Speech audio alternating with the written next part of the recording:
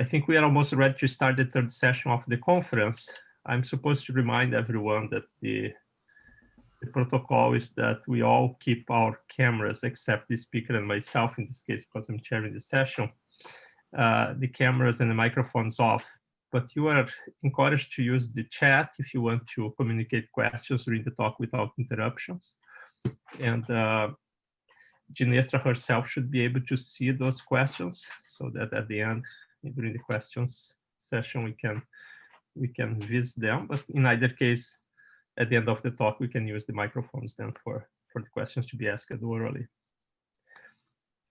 Well, to those that do not know me, I am Adilson Motter, and I'm saying that this time mainly because I heard that Google is Zoom is changing my name to something else for some reason, depending on where you are.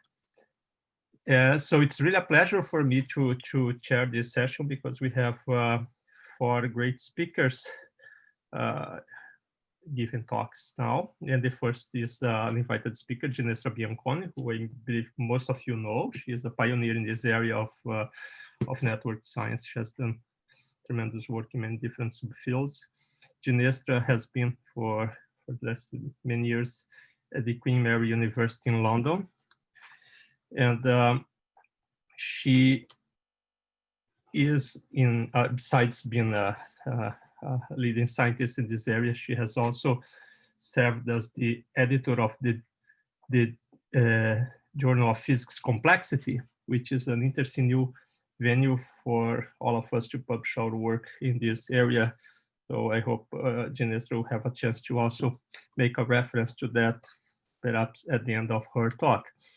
And in the last several years, Ginestra has been one of the main developers of this new direction in network science, which is the area of higher order networks. And today she'll give a talk precisely about that. Ginestra, you have the microphone. Yeah. Thank you so much, Adilson, for this kind introduction, and thank you for the invitation. It was it's a real pleasure to be also, if virtually, we will be in Transylvania for the first time.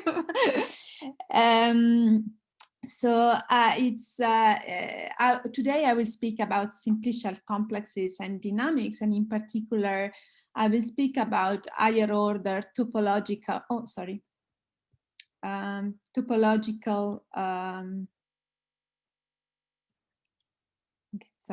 topological synchronization and Kuramoto model. And just a few years ago, we have celebrated the 20 years of network science, and this is really an exciting moment for all of us. And network science has been having incredible impact in understanding complex systems. And this is based on a very simple yet very powerful idea that actually network are the underlying structure of complex system, and they encode the information about also the function and of these systems. But recently there's been also an idea going around in the field that it is important to also make a step forward and try to generalize networks. And there's been a lot of research in multi-layer network, for instance, which are a set of nodes that are interacting via different type of interaction. And there's been really a boom of research in the field with many important results. But today I want to speak about another generalized network structure, which are higher order networks. And these higher order networks, you can call it simplicial complex or hypergraph, they encode the many-body interaction of a complex system. So they are not just formed by node and links, but also by triangles, tetrahedra, and so on. And today I will speak about this object. And these higher order networks are very important because actually they encode information present in a large variety of data sets, and they are becoming more and more successful in capturing neuroscience and brain data. They are the natural way to describe collaboration network, both, you know, in scientific collaboration network or you know, movie actor network, collaboration network, and face-to-face interaction. Actually, when we are speaking in a group, they usually include more than two pairwise interaction, and also protein complex. And here there is a game of words. Protein complex are actually complexes in the sense that protein do not function if they are not aggregated into these complexes, which include protein of more than two types usually. So typically the field is divided, but between people that use the term simplicial complexes and people that use the term hypergraph. I think that from the perspective of the network sciences, we need to be very practical and use the tool that is more useful to you when you have a certain research question.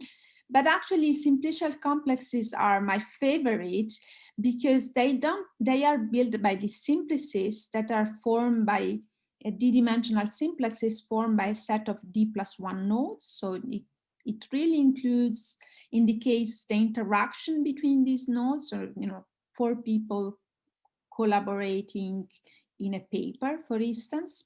But also it admits a topological and geometrical interpretation.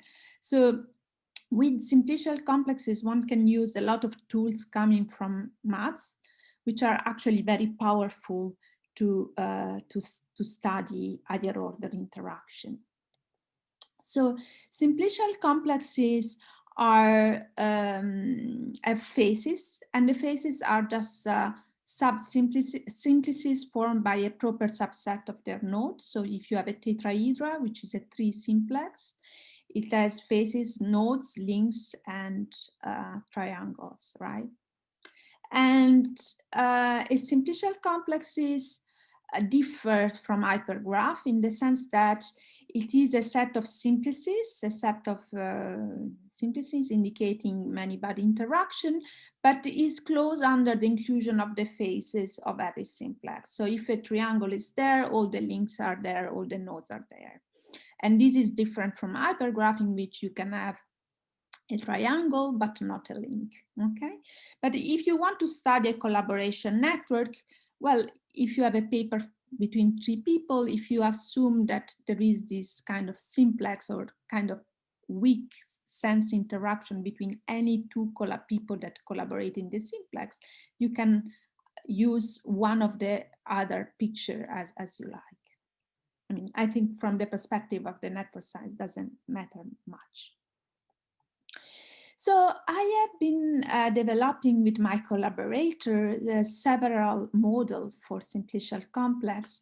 And the first one is this one is the maximum entropy model, in which practically you have a set of nodes, and each node has a given, we call it generalized degree, number of triangle is included in, and then there are the triangles there, and then practically you do a maximum entropy graph, so you pair triple of node in such a way that they form triangles, and you form a configuration model for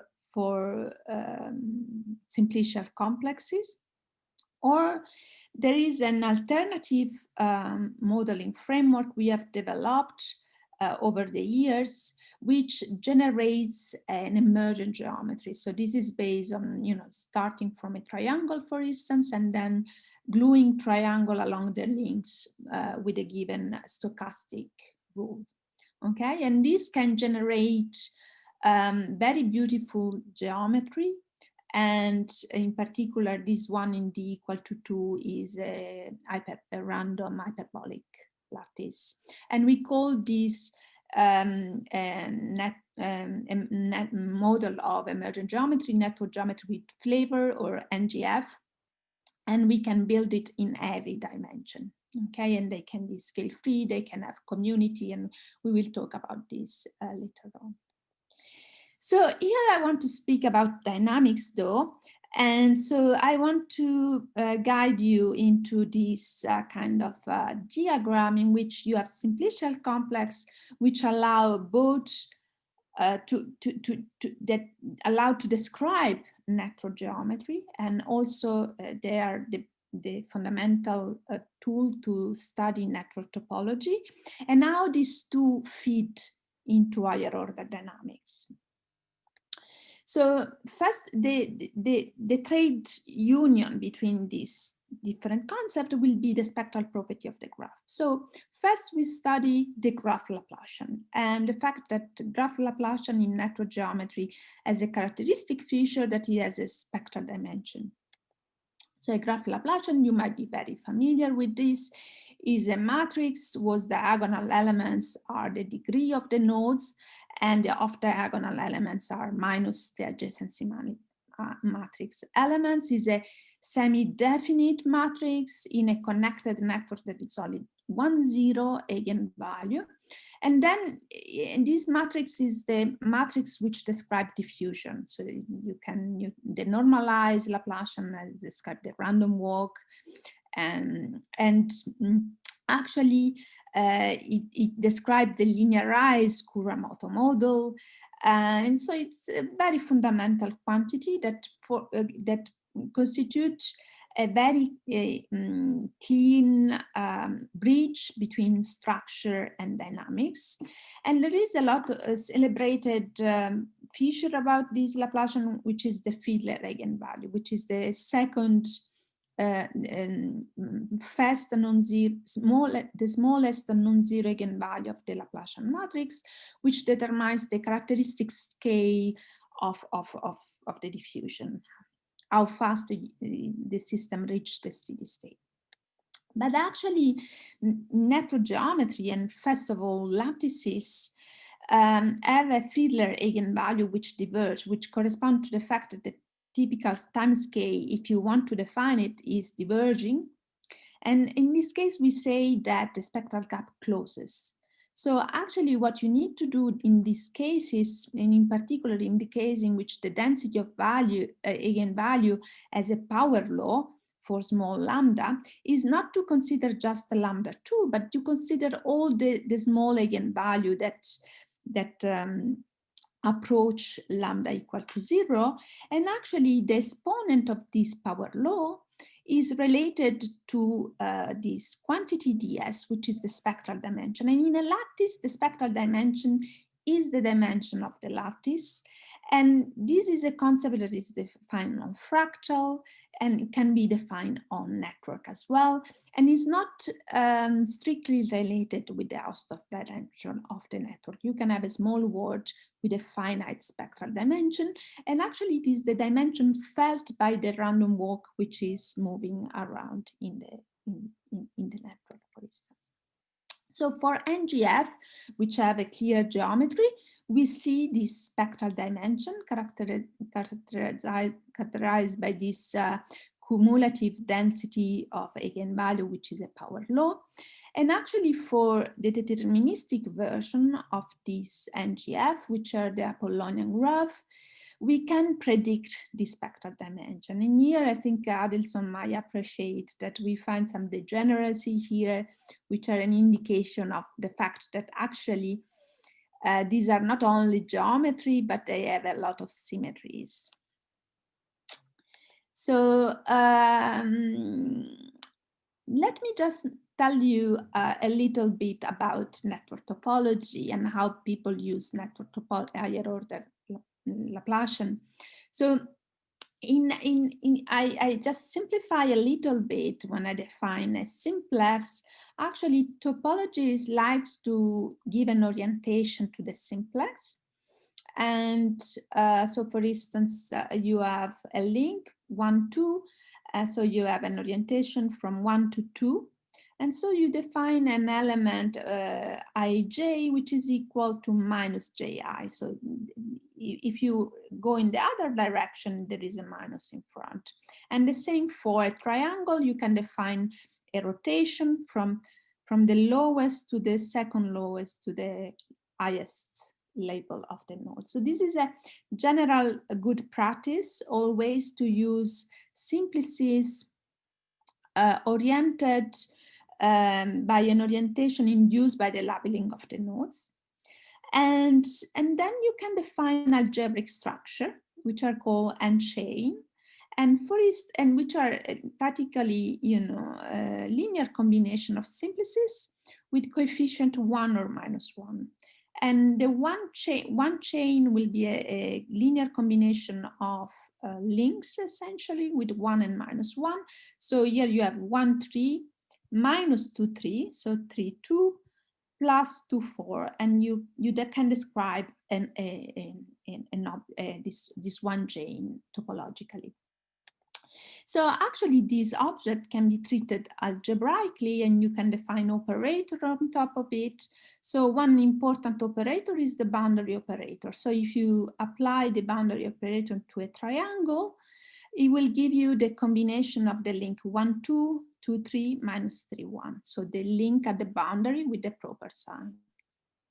And an important and very celebrated property is that the boundary of a boundary is null. So if you have a triangle, the boundary is the link around it, and there is no boundary of that because it's a closed space. It's closed space. So this boundary operator can be treated as matrix with matrices when you assign a base to these simplices.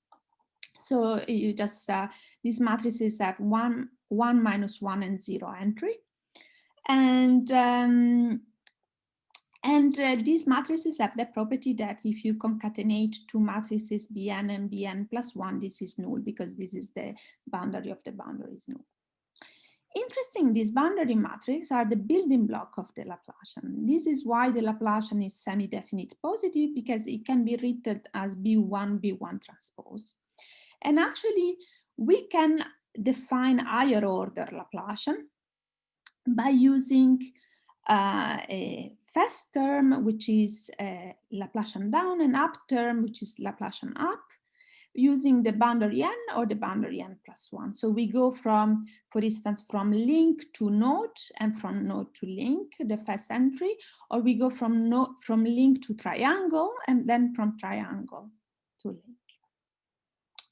And these higher order Laplacian are very celebrated because the dimension of their curve, so then the generality of the zero eigenvalue is given by the Betti number. So it's a very important topological invariant of the simplicial complexes.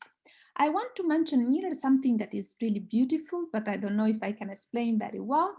But if the very nice feature about this L higher order Laplacian is that it can be expressed as L down and plus L up. And actually L down and L up acts on very different spaces.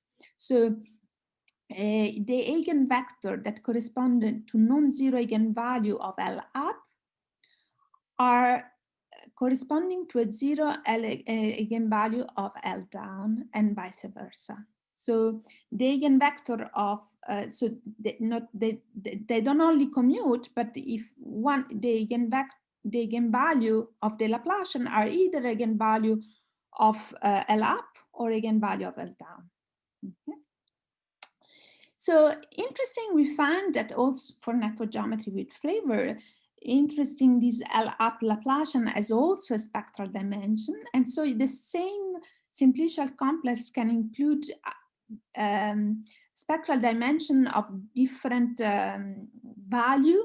If you look at diffusion from node to link, from link to triangle, or from triangle to tetrahedron, and so on. And this is also important because one might want to define a higher order diffusion in which, instead of going from link to node and from node to link, we might want to go from link to triangle and to triangle to link and so on. And the same simplicial complex, if you define this different higher order diffusion, can have different characteristics as different return time probability. So let me just go and discuss with you further about dynamics and the Kuramoto model. So the Kuramoto model has been beautifully introduced and discussed by Hiroshi.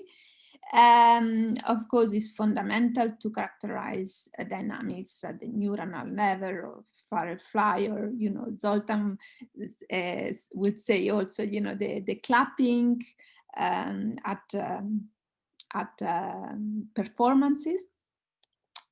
And the Kuramoto model is based on the idea that each node is assigned a phase, and then each phase has an intrinsic frequency, and then they are if they are in a network, each phase will feel the coupling with a nearby node, and then if this coupling constant sigma is larger than a value, they will synchronize. And the order parameter is the order parameter R that Hiroshi has introduced. And in an infinite network, we have a beautiful theory with the square root in which the order parameter goes from 0 to non-zero value at sigma c. So how does it change for simplicial complex with a spectral dimension? So this research has been stimulated by some research we have been doing with some neuroscientists, that they find that neuroslices in 2D and in 3D, they have different synchronization property. And particular 3D scaffold are able to sustain more synchronization than 2D slice. So we look with this NGF in which we can tune the dimension, and we can tune also the spectral dimension of the simplicial complexes. And these are a bit like lattices, so they have a spectral dimension. The random walk fields finite small dimension, 2, 3, but they have a localized eigenvector. Okay. So we look at the order parameter, and we see that as a function of the dimension, we see in dimension 1, no real synchronization. In dimension 2, very strong temporal fluctuation of the order parameter, leading to this wide region of parameter, which is highly fluctuated. Some synchronization appearing later on when the coupling is larger. And for d equal to 3, we observe this frustrated synchronization, but for a short, smaller window of couplings. So actually, we studied the finite size effect, and we saw that actually this synchronized state is not thermodynamically stable for this small dimension. And by linearizing the Kuramoto model, and so finding that the Laplacian is the real drive of this linearized Kuramoto model, we can show that actually these networks with a finite spectral dimension do not achieve synchronization in the thermodynamic limit if the spectral dimension is smaller or equal than 4. So actually we see that NGF with d equal to 3 that have a spectral dimension close to 4 are marginally stable. Okay, so this is quite interesting in light of the result that we have seen with the experimentalist.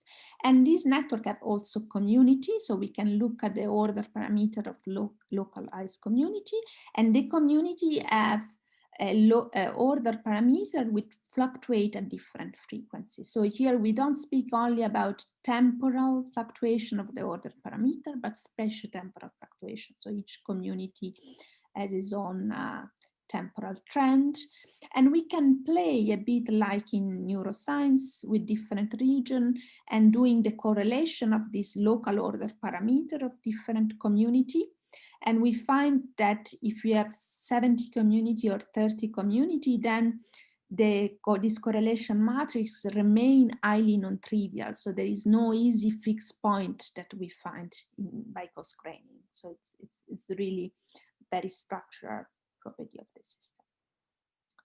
So I now want to move to our recent work, which has been published in PRL recently, together with Anna Paula Millán and Joaquin Torres.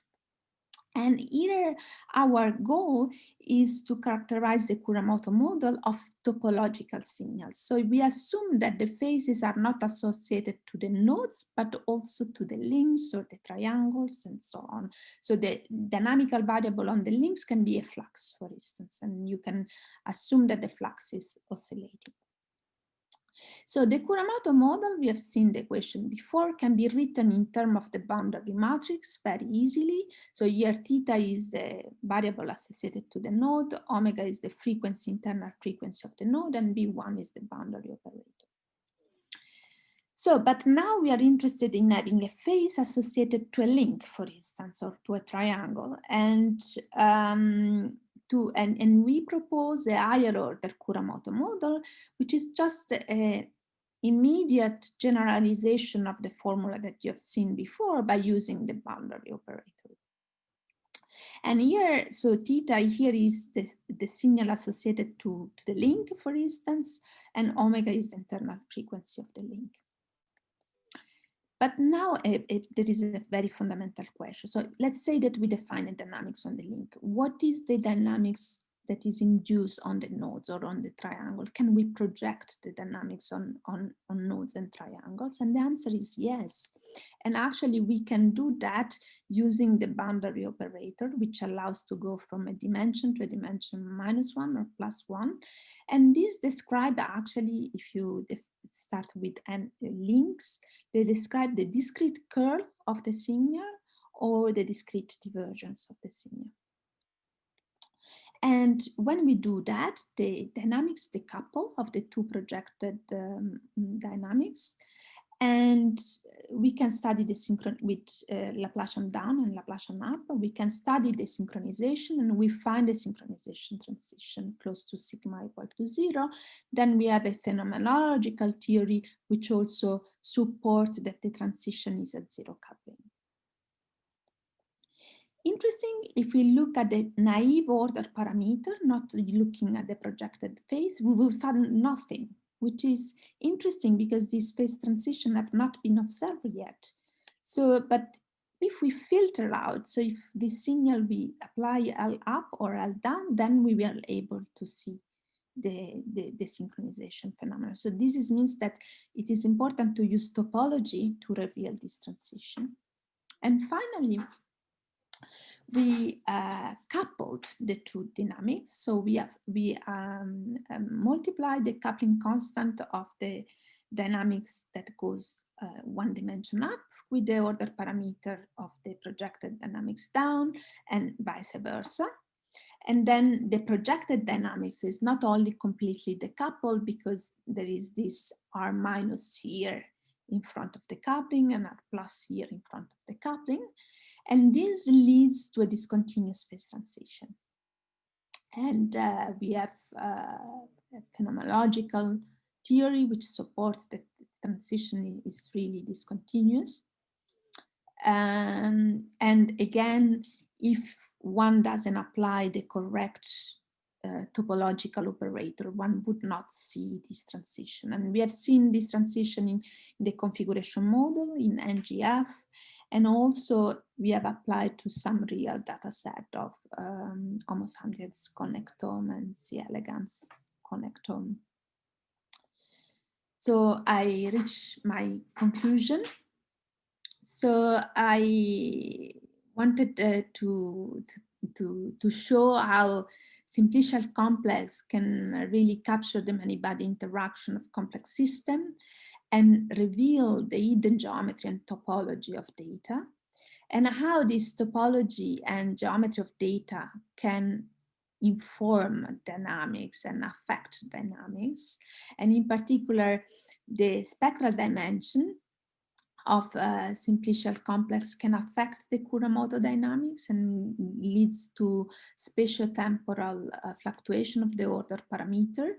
And then this Hodge theory, this higher order theory of Laplacian, can be used to define an higher order topological synchronization, which is the synchronization of variable like fluxes. And interesting, this synchronization cannot be revealed if one doesn't use topology. So, so here we propose to use this tool to reveal possibly this transition also in real system. So with this, I thank you for your attention. I thank very much my collaborators, in particular Ana Paula Millán and Joaquin Torres, which have been working in this last PRL, but also in the model of finite spectral dimension. Torres has been working with me on dynamics of higher order diffusion. And previous collaborator have been Christoph Ramede and Owen Courtney for modeling framework. Thank you for your attention. Thank you, Ginestra, for this very good presentation.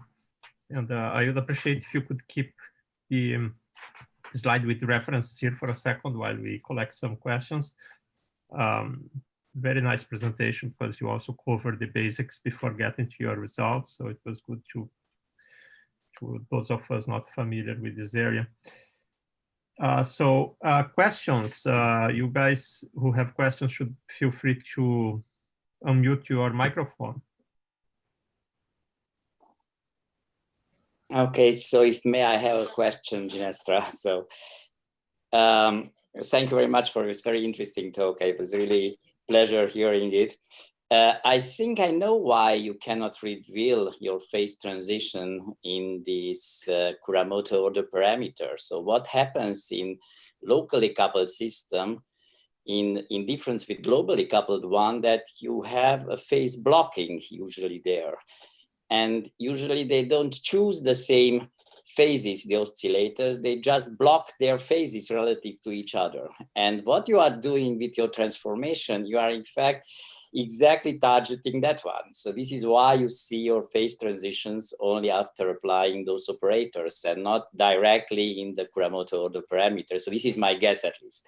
Maybe you can comment on that one, because this is happening in a one-dimensional chain or two-dimensional chains, that you are phase blocking a given configuration of the phases, but they do not look in the same direction, usually the phase of the oscillators.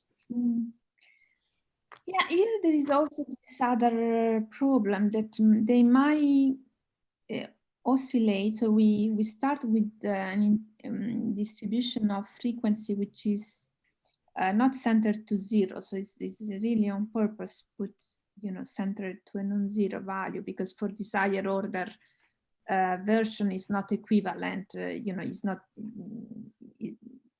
You cannot do the translation of the phases. So we started with this non-zero average, and I think these two components, these two at least my understanding is that these two component of this spectral property of these phases oscillate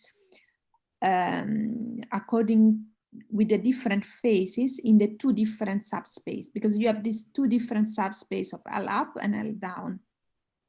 So the projection on L up oscillate as in a frequency, a given frequency, L down as another frequency, but it's not the same. So it's like two oscillators. Mm-hmm. So you want to say that you don't even have the phase blocking in your system? I think the whole system does not phase block, only parts of the system. Yeah, I think that they still oscillate, but the different components oscillate at different frequency. Okay. So parts of them are phase blocking in different states. This is Yeah. okay. Interesting. Thank you. Thank you. Other questions? Can I have a question? Sure, go ahead. Thank you, Ginestra, for this very nice and impressive talk. What bugs me is the following: that this is all very nice and a lot of advances can be seen here, but how do you measure these things? How do you make a distinction between three bones forming a triangle and a simplex in reality, in an empirical network? Yeah, this is a difficult question. Well, there are different scenarios. Sometimes, so for instance, for our simulation on the connectome, now we have done this operation that is called click complex, in which you associate to every click, you associate a simplex. This is the easiest way to go from a network, which you know is a pairwise interaction, to a simplicial complex. You just associate each click to a simplex. But then, of course, here there might be, you know, in reality, there might be some triangles which really have a three-body interaction and some that do not, right? So this is the case, for instance, for collaboration networks. So for collaboration network, you know who is interacting with whom because they have done a paper together or they have done a movie together. And in that case, of course, you have this under control, you know, and also, for instance, in protein interaction network, you know exactly practically which protein interact with other protein in the complex, and the complex has a physical meaning in the sense that a function is not done if the protein are not in the complex. So actually, in that case of protein interaction network, the simplicial complex or hypergraph is more close to the data than the protein interaction network. So I think, yes, this work on higher order Kuramoto model, I admit, is quite abstract.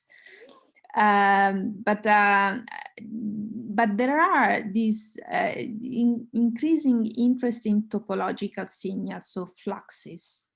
So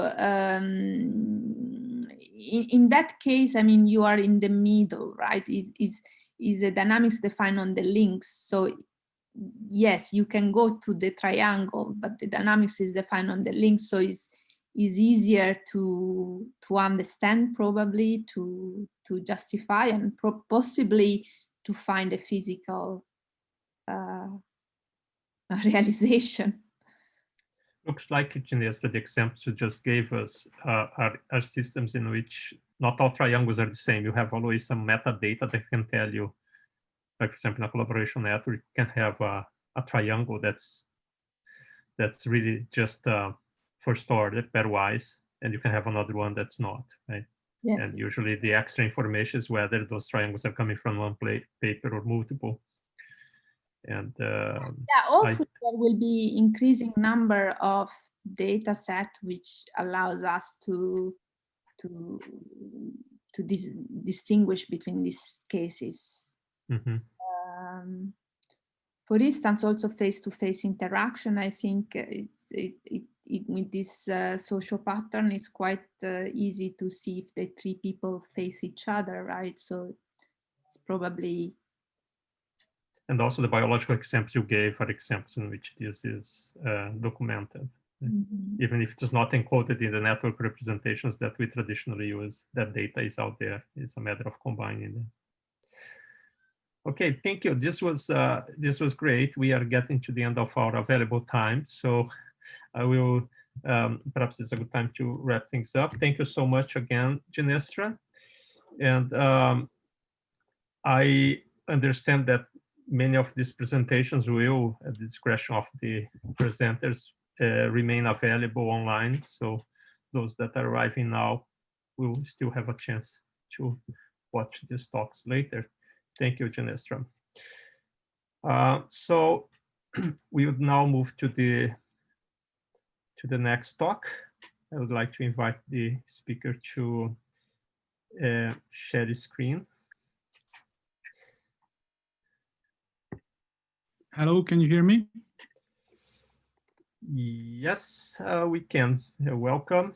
Do you have your slides ready so we can see that that part is working well? Okay, great. Do you see the slide now? Yes, we do. Thank you so much. So I will make the same suggestion I made to Ginestra, that you try to save some your presentation, some 5 minutes, at least 3 minutes at the end for questions. So I'll give you a sign if you pass that time, so that you can then try to wrap up things and save some time for questions. So it is my pleasure to introduce the next speaker, Márton Karsai. Is that close enough? Karsai, yeah, it's close enough, yes. Good, thank you. So he's with the Central European University, which is now in Austria. And today he'll talk about the reentrant phase transitions in complex contagion and multiplex networks. Thank you very much. First of all, let me to remark that my very first conference as a student, international conference, was a MECO, so I'm very glad to be back here and give a talk. Today I'm going to talk about reentrant phase transitions and more generally about complex contagion, which is phenomena what we can actually motivate from social sciences. Actually, the first, how can I change slides?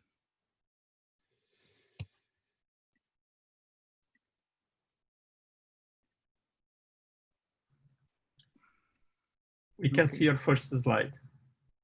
Can you see my second slide now? Not yet.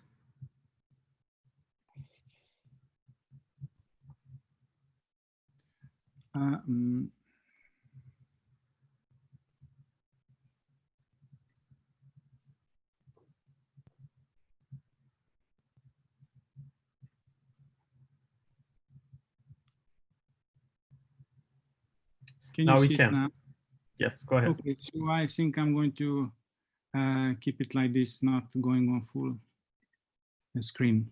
So I would like to motivate my talk from a social phenomenon called complex contagion, which is a phenomenon in social networks in which multiple sources of exposure to an innovation are required before an individual adopts the change of behavior, as was stated by Central and Macy in 2007, which means that when we are adopting something, a product or a behavior, our friends are influencing us, and we have an intrinsic interior threshold that we need a certain amount of influence before we start doing something.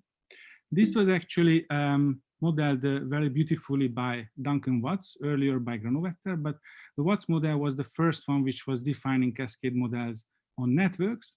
Watts was defining thresholds for each node, which gave the fraction of neighbors necessary to adopt the behavior before they adopt. In his model, he was actually identifying 2 control parameters. One was the average degree of the network, which characterized the structure of the underlying network structure. And the other was the threshold distribution assigned for each individual, which was actually characterized by the average over the whole system. He actually identified 3 different types of nodes in a system like this.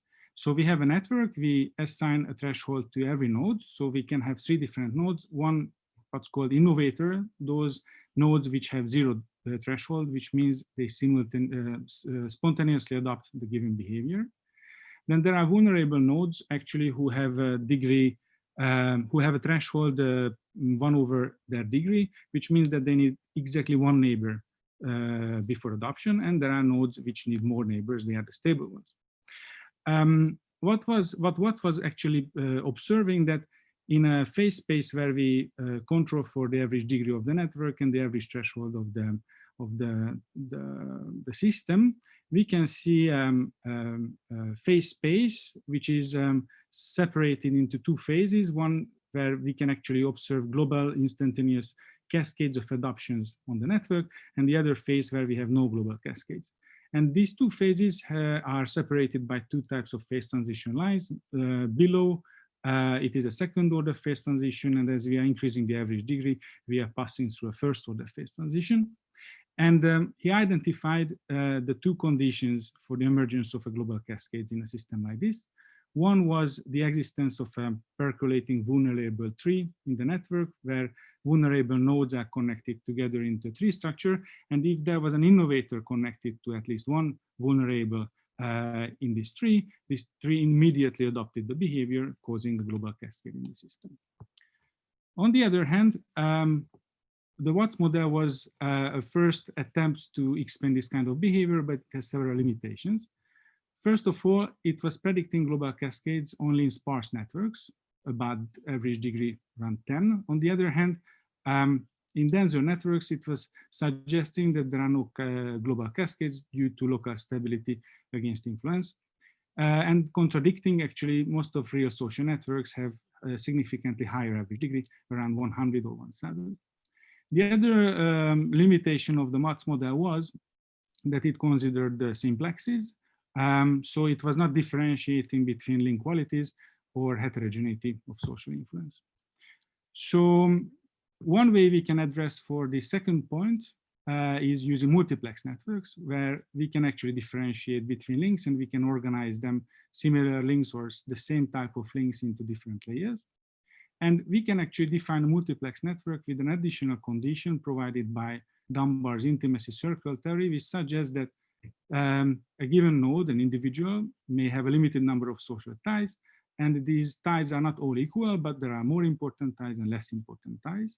And what his suggestion is that there are smaller number of more important ties or strong ties.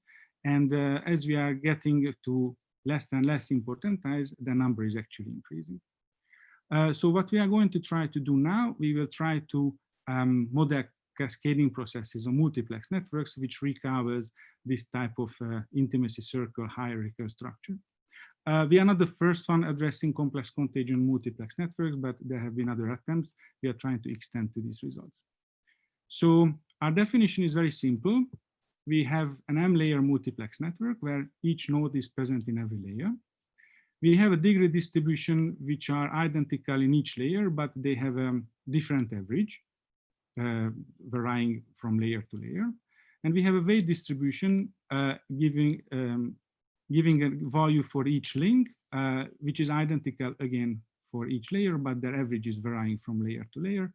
And we also allow link overlap between layers, meaning that it's possible that two nodes are connected not only in a single layer, but this link is present in multiple layers.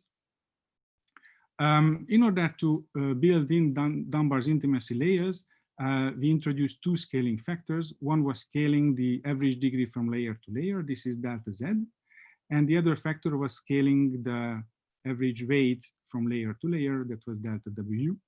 If we choose delta Z larger than 1, we can scale layers denser and denser, while at the same time setting delta W smaller than 1. It means that denser layers are consisting of weaker ties, and the sparser layers are actually containing stronger ties.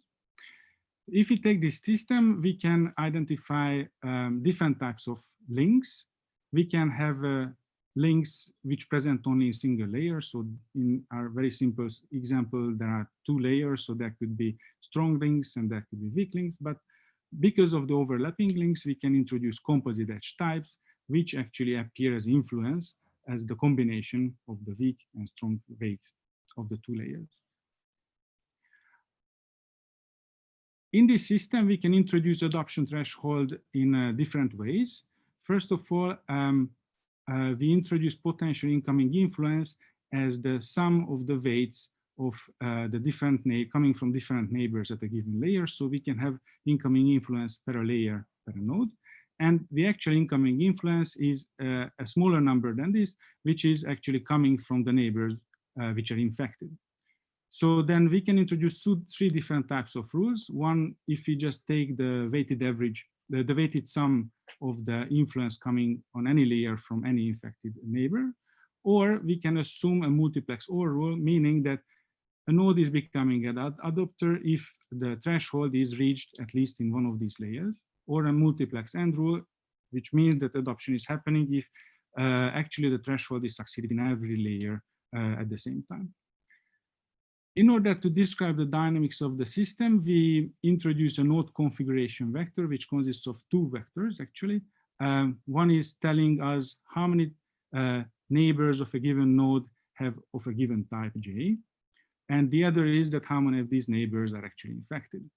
Using this node configuration vector, we can write up rate equations for each classes of the same node configuration. We can write how the susceptible or non-adopter and adopter fractions are evolving as a function of time. And we can reduce this system into two simple dynamical equations. One is describing the density of infected nodes. The other is the probability that a J-type neighbor is infected.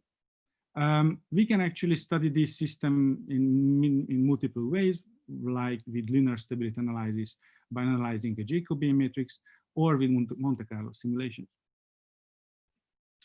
In order to start our analysis, I'm going to show you here results which were calculated by the numerical solution of the system, also later on with the stability analysis, and the color plots, what you are seeing, the heat maps are coming from Monte Carlo simulations. So in our system, we take two layers. We assume that the degree distributions in different layers are log normals, log-normal distributions, and we assume bimodal weight distribution, meaning that in a given layer, everyone has the same weight. And we take about 50% overlap between links.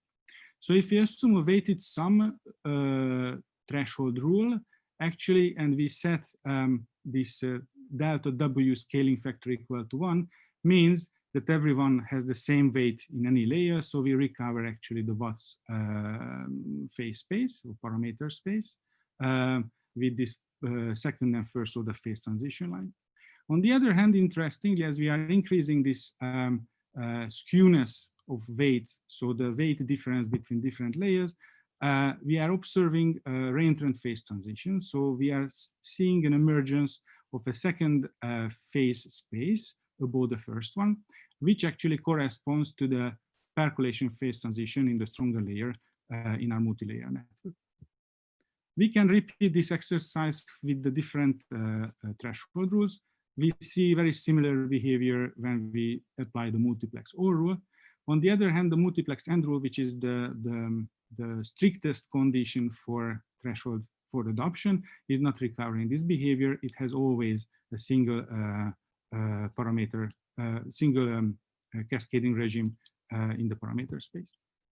So after these observations in synthetic systems, we try to recover the same behavior in empirical systems, where we used the underlying network as a real network, which was a multiplex Twitter network of about 370,000 nodes.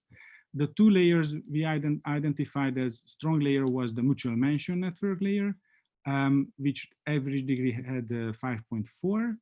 The weak but dense layer, we used the follower network layer, which was average degree 162. So the overall average was around 168, which is rather high as compared to the Watts suggestion.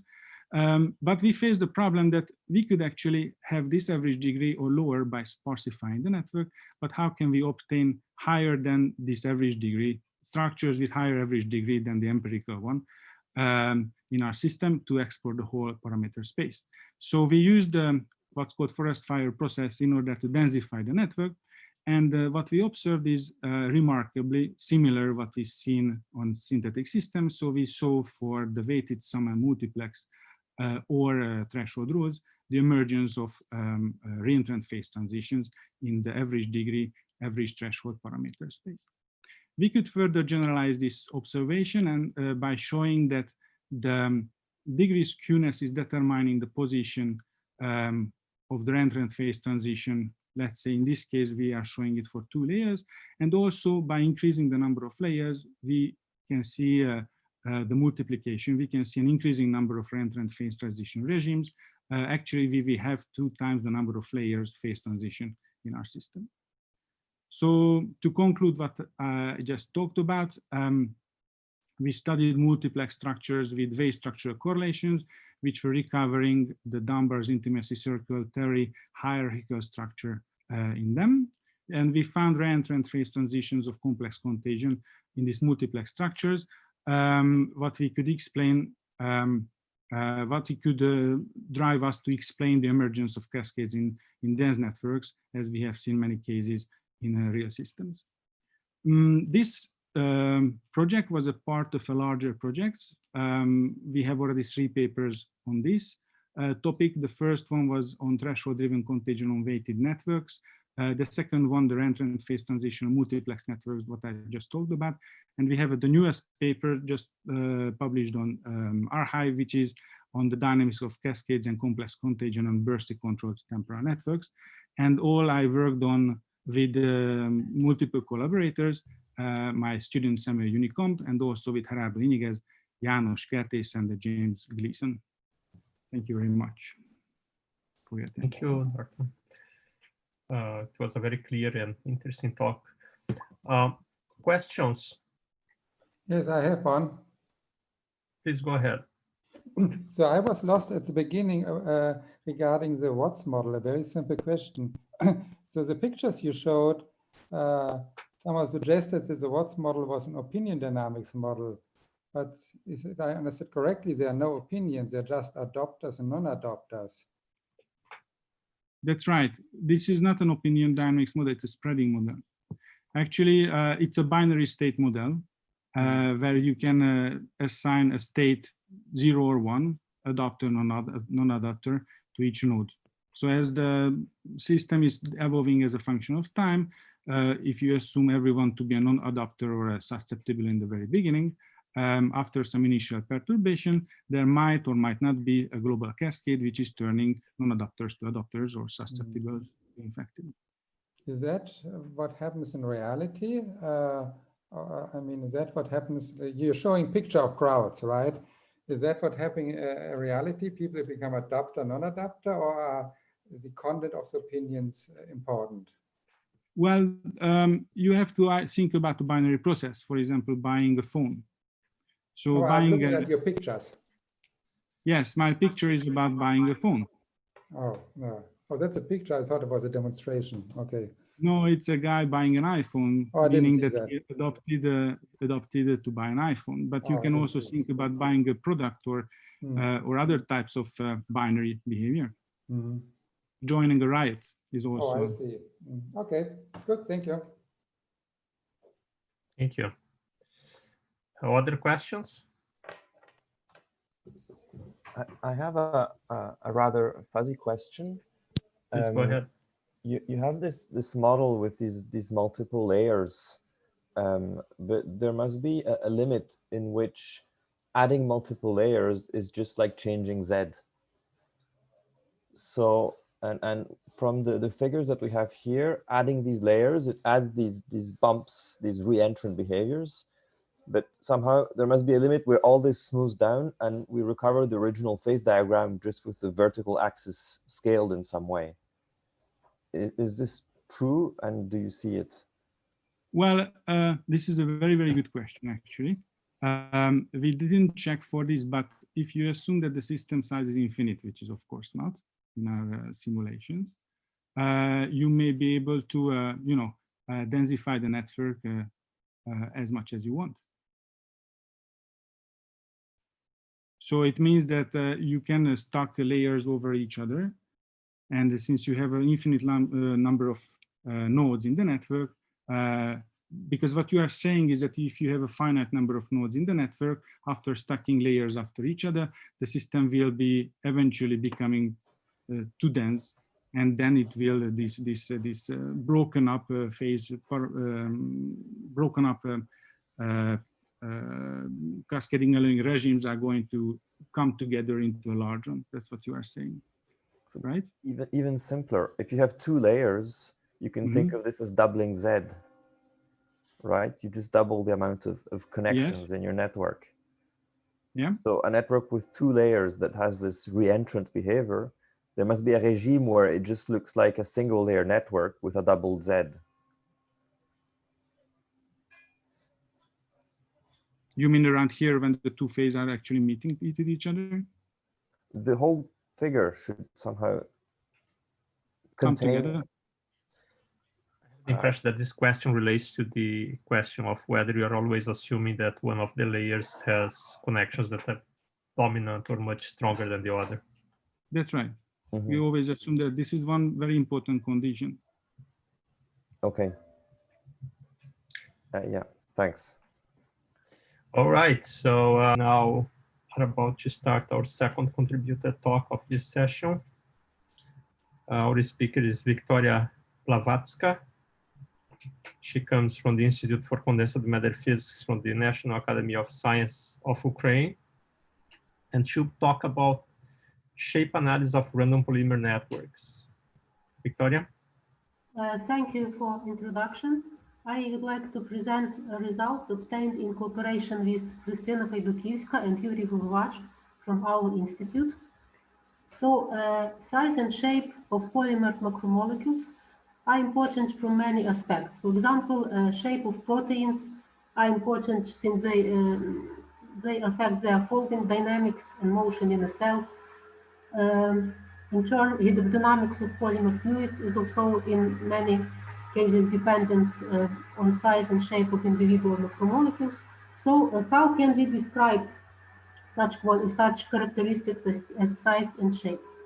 We will consider a discrete model of some polymer structure, which consists of n large monomers. We introduced position vectors of monomers, so we can easily calculate center of mass, and we introduce duration tensor, such as so-called duration radius, which is trace of this tensor, is actually experimentally measurable quantity, and it actually gives us some estimate of effective size of such macromolecules, and set of eigenvalues of such duration tensor measures the shape. How exactly it measures shape? So it was established long time ago that typical polymer configuration in solvents are really asymmetrical. They cannot be considered as spherical particles. And to describe this asphericity, we can introduce such a quantity, which is some combination of eigenvalues of duration tensor, and it actually distinguishes spherical objects when it is 0, and completely asymmetrical stretch object when it is 1, and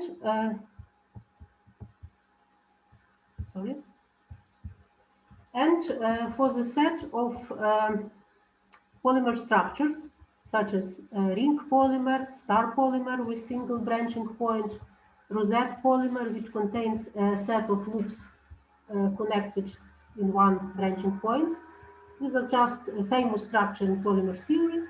And for all of them, these quantities have been calculated. Let me note that we are interested in so-called Gaussian ideal polymer macromolecules. So of interest is such quantity as size ratio, which is ratio of radius of duration of some complex structure and radius of duration of linear chain. So this quantity gives us some information how the effective size in solvent of some polymer architecture is different comparing with linear chain. So for such structure, it has been found. Also, asphericities have been calculated exactly for star-like polymer, for rosette-like structure. But in our study, we are interested in a bit more complicated polymer architecture, actually polymer networks. So they are known, for example, as building block of biological and synthetic gels. So there are multiple set of branching points and linear polymer strands between them. And so polymer networks are important also in many aspects, for example, in drug delivery systems and so on.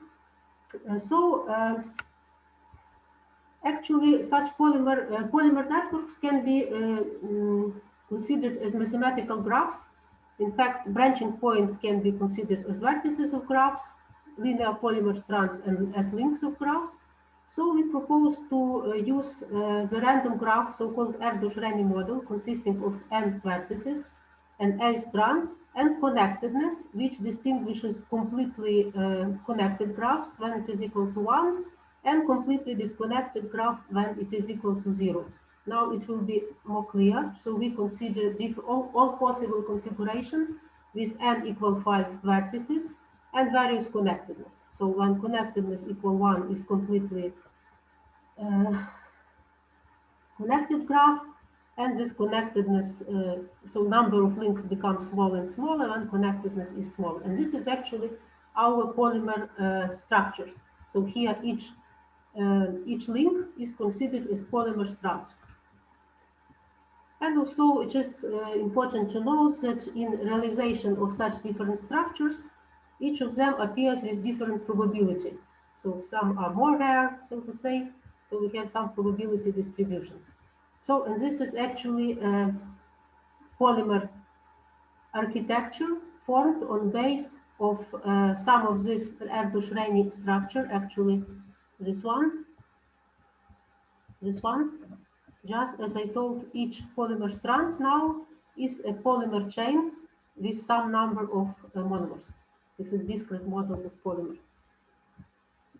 And our task is to calculate the size and shape characteristics of such a set of complicated polymer structures. We are doing this both numerically and analytically. So numerical approach is based on so-called Weiss method. So we start with calculating Kirchhoff matrix of each random graph. Kirchhoff matrix looks in such a way that its diagonal elements equal the degree of each vertex, and non-diagonal elements equal -1 when these vertices are connected. And the main task is to calculate the set of eigenvalues of this matrix. And having this in hand, we can easily obtain estimates for asphericity and size ratio, which were already introduced before and which characterize size and shapes of our polymers. And this is how our results look like. So this is an example of when connectedness equals 0.6. We have 5 different configurations. And here, this is numerical results for sphericity as function of length of each polymer strands. So actually, it goes to some finite number if this L goes to infinity. This is usual in polymer theory. We are considering rather long chains. And we can also find the average asphericity at connectedness 0.6.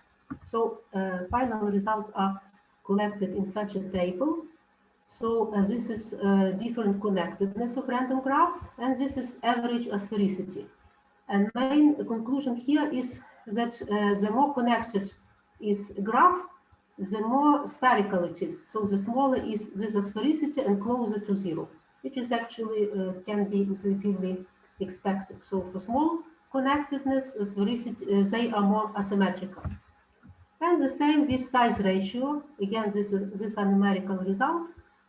We estimated size ratio for all possible structures. For example, here at connectedness equals 0.6. And again, we have it as function of length of each polymer strands, which tends to some finite values. And this is again our main results. So in last column, we have average size ratio for polymer architectures with different connectedness.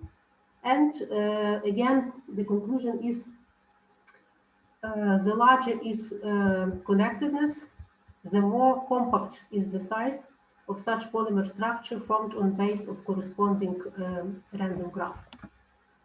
So this was what about numerical results, and now very shortly about our analytical approach. So the main idea here is instead of considering discrete polymer model, where we introduced some number of monomers, here we consider polymer macromolecules as some continuous structure So actually each polymer strand is considered as a continuous trajectory parameterized by some radius vector. So actually this idea comes from Feynman integration over trajectories from quantum mechanics. And here we need to perform what is called functional integration over all possible trajectories which can be found.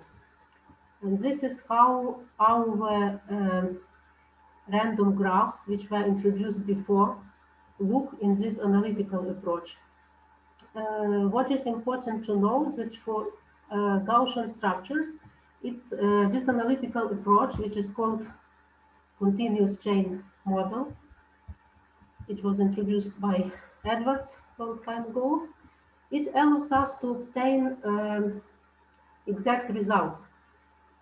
But on the other hand, it approaches some technical difficulties with calculating more complex structures, more complex architectures.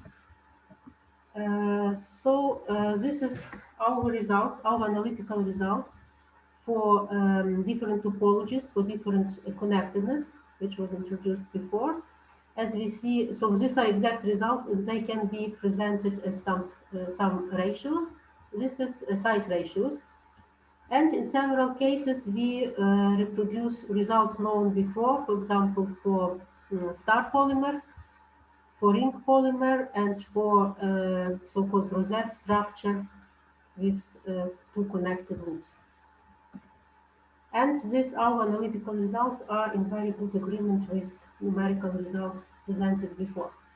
So to conclude what was done, we propose to apply the set of random graphs formed on base of Erdos-Renyi model, and to use this in polymer theory for constructing polymer structure of rather complicated topology with multiple branching points. And we evaluate the size and shape properties of set of resulting structures, both numerically applying Quay method and analytically within the frames of continuous chain model. And the main conclusion is the more connected is corresponding graph, the more spherical it is, and more compact is the effective size of this structure. And the smaller is connectedness, so the smaller is number of links connecting vertices, the more asymmetrical is such structure, and the more it is extended in space. So thank you for attention. Thank you, Victoria. This was very interesting, and I think it raises a number of questions. I have some myself, but let's go through the questions of others first. Questions or comments from the audience? So maybe if you allowed me, I would have a question here. Please go ahead. Yes, this continuous chain model looks very interesting for any graphs that are embedded in geographical space. So why only for polymers? So why don't you try to apply for any other types of networks which are embedded in some geographical space? So this was just, we considered for beginning some rather simple set of graph with only 5 vertices connected by links. But of course, now we're interested to consider more complicated structure, applying the same methods, which works perfectly, both numerical place method and this continuous chain model. And the only one important thing here, as I already noted, that this analytical approach is technically rather difficult, and maybe it's not so easy to apply to really complex polymer architectures.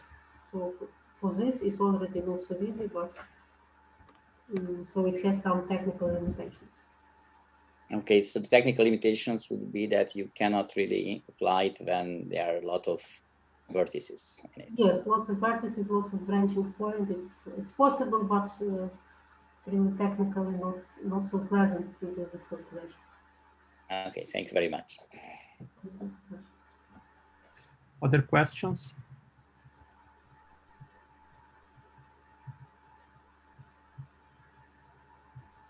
Victoria, a question that I have myself. You described what happens from the conformational perspective. Can you comment on the time dependence of things, and in the presence of finite temperature, how it would move from one configuration to another, what time scales could be involved, and things of that sort? Consider here some dynamics. So this configurational properties, just a moment, I will go to the very beginning. So what does it mean? Actually, all these quantities which we calculate here, they are results of statistical averaging over all possible configurations which attain polymer macromolecule in solvent. So in this sense, maybe something what you ask about time, but we do not consider dynamics, we consider the statistical averaging over all possible. I actually did not stress on this. So this one, this is really important point here. But can you comment on how these timescales might depend on the other parameters that you're considering, including the size of the polymer chains? Excuse me, once more. Can you comment on how the timescales would depend on other features, like, for example, the size of the polymer chain or the particular configuration that is going to, whether it's rounder or more structured? So I'm not sure what can be the. So, for example, in our numerical simulations, normally it's results of averaging over several thousand of time steps. But actually, in this, I think in these problems, time scale doesn't really play any role because it's statistics rather. It's not dynamics. If possible, I just comment on this, Yuri Holovac. Please, go ahead. So the implicit assumption is that the whole thing possesses good static and dynamic flexibility. So all of them should be flexible, statically and dynamically. That's the first question, and then all theory comes. So in a way, I rephrased the reply of Victoria. Thank you. All right, thank you. That clarifies. Victoria, do you have a final remark? No, thank you once more for inviting me to participate in virtual conference. And thank you for attention. Thank you. There is one more question. Exactly. So we still have more time for questions. Go ahead. There is on the talk, Robert Salazar asked for a question. Just yes. The chat. Just look at the chat. Uh-oh. Sorry, I would like to ask to the expositor something about the partition function, which is in the slide 18. Specifically, how do you define the energy for this partition function? I mean, there is some interaction energy between individual components of these structures or something like this? Actually, energy in some sense is here in exponent. So something. It's no interaction because we consider ideal Gaussian chain without any interaction. So in language of these trajectories are allowed to cross one with each other, and also to cross other trajectories. So that is why it's very similar to this Feynman problem of path integration. Because this is actually what is in exponent is velocity of particles. This is energy of particles, randomly moving particles. This is energy. There is no interaction here because it's ideal system, ideal polymer. Okay, thank you so much. And another thing, and there isn't any, I don't know, strain parameter or something related with the temperature. So sometimes when we see the partition function, the canonical ensemble, just in this exponent, multiplying the energy there is the data parameter which Actually, it's possible to consider also, so only in our case is ideal polymer chain, but in general, of course, it's possible to describe also chain polymer macromolecules with interaction. Then in this exponent here, it appears one more term, which is so-called excluded volume effect with some constant which is called excluded volume. And it is more complicated, so it's possible, of course, to study. And from this point of view, our ideal polymer system it can be described as polymer at so-called theta point, some special temperature regime at which interaction between the monomers can be neglected. So this is just simplified version, which is why we are interested in this, because it's possible to solve exactly analytically. It allows exact analytical solutions, ideal polymer chain. Of course, for other problems, we performed also more refined calculation, including this interaction, including volume interactions. Right, thank you so much, Victoria. That was a very stimulating talk.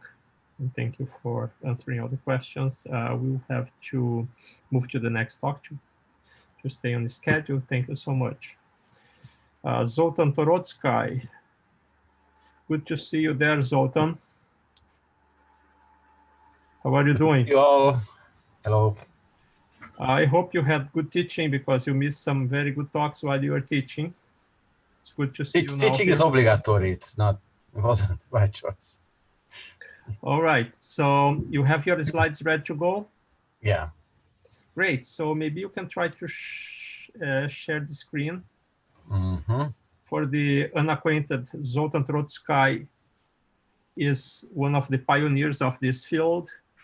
He, in fact, organized the very first conference in network science that I attended. I think it was back in 2003 in Santa Fe. It's part of an activity from Los Alamos National Lab. Not too long after that, he moved to Notre Dame, where he has been a professor since. And the last several years, Zoltán and his collaborators have been working on aspects of brain networks. And today he will talk about the architectural principles of a mammalian connectome from a machine learning perspective. Zoltán, your turn. Thank you. Thank you, Adilson. I hope everybody can hear me. It's a bit weird to give a conference presentation like this, but I guess we're going to have to get used to it. And I also want to thank the organizers for their kind invitation. I wish it was under different circumstances, but it is what it is. So anyway, what I'll discuss today briefly is, as Adilson said, some machine learning aspects of the brain, more precisely, to what extent can we predict cortical networks in the mammalian brain. And basically, I'm just a sounding board of the work by Ferenc Molnár, who was postdoc in my group until recently. He's now at a startup company doing some fancy optimizations at SimpleRose. And of course, over the years, we had many collaborations with many people, including a group from Lyon, France, Henry Kennedy and Kenneth Nomblauch's group, who supplied the data for this sort of analysis. These are real experimental data. And of course, theoretical collaborators, and also Anna is an experimental / theoretical collaborator at NIH, who was a student of Henry Kennedy. And both Szabolcs and Maria were postdocs in my group many, many years ago. And we are still working together on these type of problems. So let me start with a fun puzzle. And I apologize for some of you already have seen some parts of this talk. I promise you towards the end, there will be some new stuff as well. But just for everybody, let's consider this chess puzzle. The goal here is to swap the positions of the white knights with those of the black knights. And you have to respect the way the knight moves, and you cannot use the crossed out fields at all, cells. And so you want to go from here to there, from here to there, right? So how would you do it? Well, as a reminder, this is how a knight moves on a chessboard, in case you didn't know it. And you start pushing things around. So you move the pieces around, and well, eventually you will find maybe the solution, but then you realize you didn't take any notes, and you kind of get mad because even the shortest solution to this puzzle is 16 steps. So you can start again. You will be frustrated, I can guarantee you that. Now let's do this differently. Let's consider this map and draw a network based on it. So I'm going to consider cell C4, and a knight can only go to B2. That's the only possibility it can go to. So I'm going to represent that by an edge, and with two nodes, the color of the nodes represent the color of the cell. Now from B2, you can go to two places, to D1, of course, and D3, and I'm done there as well, and so on and so forth. So if you keep going through all of them, you get this kind of map. Okay, now let's put the pieces on this map as they were in the original cell. I have a black knight at D1, another at B1, and I have a white at B2, and I have a white at C4. And now looking at this map, remember, the goal is to swap the positions of these knights. It's very easy because you can use the lower loop on this loop, lower part of this loop, to move out of the way the white knights and move the black knights into their places, former places of the white. And now you can just move, stepping along the edges, because every edge here corresponds to a move by a knight, legal move by a knight. You can move them to their original places of the black ones. So it was very, very easy this way, which means that, it kind of has two consequences. One is that network representation can be useful sometimes, but I would say more importantly, what we did here is to redirect your thought process to the where pathway of the brain. This is the dorsal stream of the visual pathway. Actually, let me just move this out of the way, this zoom window. Yes, so it's a dorsal stream where actually a lot of spatial related information is located. That's where you solve coordination, spatial coordination problems, etc. And this looks interesting, but actually I cheated you, because I could have represented, and now it doesn't want to move, okay, the same network this way, keeping the cells in their original positions, but drawing with blue just the lines of legal movements. And now if you stare at this one, you still wouldn't be able to solve the problem easily. You still would have trouble. Only if it's presented in this or similar way, you could do that. So what does this mean? It means that on the left-hand side, even though I have the same relationships, it's not optimal for my brain to solve it. On the right-hand side, I have optimized layout, minimal edge crossing, minimal wire length. And this representation allows my brain to infer global information quickly. Now, if you were in computer science and try to solve optimization problems, especially hard optimization problems, you will know that you need global information in order to find global minima, global maxima, and to find them fast. So by this representation trick, we actually have revealed the structure in our data. And it depends, of course, on the algorithm, how fast you solve something or not, and that depends on the representation. Simple algorithms are, for example, those which just simply, in this case, would check every possible move in sequence and then eventually find a solution. They are representation independent, of course, but they are very, very inefficient. And in NP-hard problems, NP-complete problems, it's exponentially inefficient.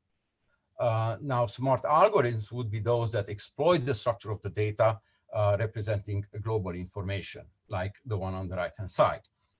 And it is not hard to imagine or to actually convince yourself that during evolution, the brain structure has evolved in a way to provide optimal representation for the types of information that it has had to deal with.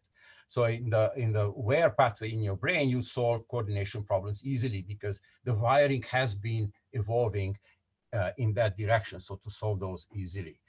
In the other parts of the brain, maybe let's say the logical thinking part or the language part, etc., the other prefrontal cortical area parts, presenting the problem there, you have difficulties to solve it easily. So, so there is sort of an interplay between representation and algorithm smartness. And in the brain, these are all tied to the structure of the wiring. So this is exactly what's not very well understood, besides many other things in the brain, is the computation structure relationship. And even though people like to sometimes draw the nice picture of the internet in form of a brain and you know make various claims, it's actually not like the internet, because in the internet the message is encoded in transmission units or packets. It is actually in the packet itself, and as long as there is a route from a source to a destination, the message arrives, and that's all there is to it.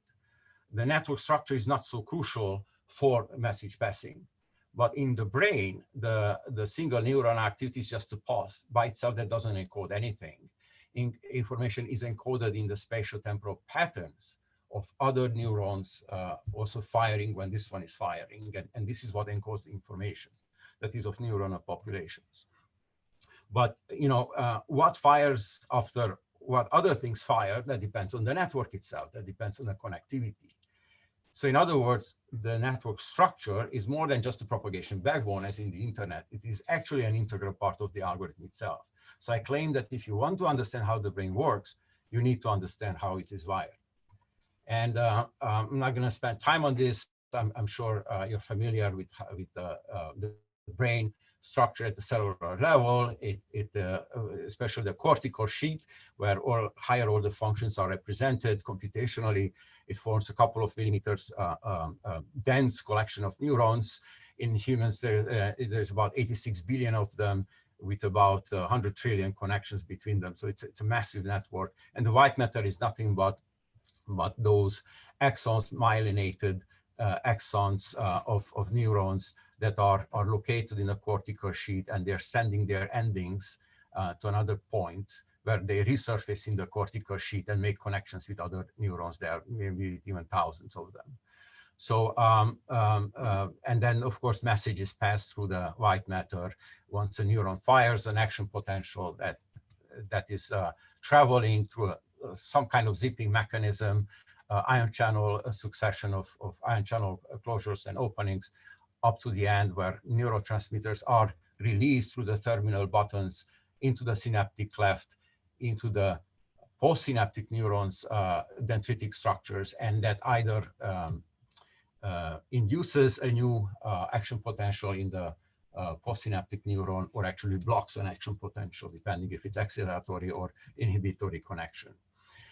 So if you look at this network, it's immense. It's 10 to the 11 neurons and 10 to the 14 synapses. It's too large to be genetically encoded, synapse by synapse. So information encoding in this brain structure must happen at gradually increasing or larger scales. And people are trying to understand this connectivity, of course. But before we actually talk about that, another comment is that this system is amazingly wide-ranged in terms of size. The shrew has 0.1 or 0.2 grams of brain weight, whereas the human, of course, has 1.5 kilograms, and the whale has 8 kilograms. So it's a huge range. And also at the network level, you go from tens of millions of neurons to 10 to the 10 level. And also number of links is varying across a huge range. Yet, there is a lot of similarity in the mammalian brain computation and function. You know, shrews and little mice behave in some sense, by and large, similarly to elephants. Okay, you have a lot of similarity in terms of function. So this is only possible if you think of this computationally, is this happens across scalable architectures. You have to have some kind of scalability of computation across these varying size and weight networks. And there is also some generality in the sense that you can substitute one sensory pathway to another. These are the sensory substitution experiments where they have shown if a blind person is mounted a camera on their head and the signal from that camera is sent directly to their tongue through a wafer of electrodes, then it can learn through the senses in the tongue, where is the doorway, or throw a ball in a bin, etc. So these are just amazing experiments that show that there is some sort of universality in the way the brain processes information from small animal to large animal and across the brain itself. Within the brain, you can special purpose one part of the brain for another part. So what we are looking for, I'm really interested in, is the finding out these universal algorithms. And because algorithms are tightly interconnected in mammalian brains or in brains in general with their architectural properties. So what are therefore, I expect to find network architectural invariants as well. And the question is, how do you capture these? Well, you can do what some people do. They slice the brain, take pictures, and then they try to reconstruct the objects they find in those pictures. And then you get these sort of very, very complicated looking masses that are like just, forests. And it's very hard to interpret these.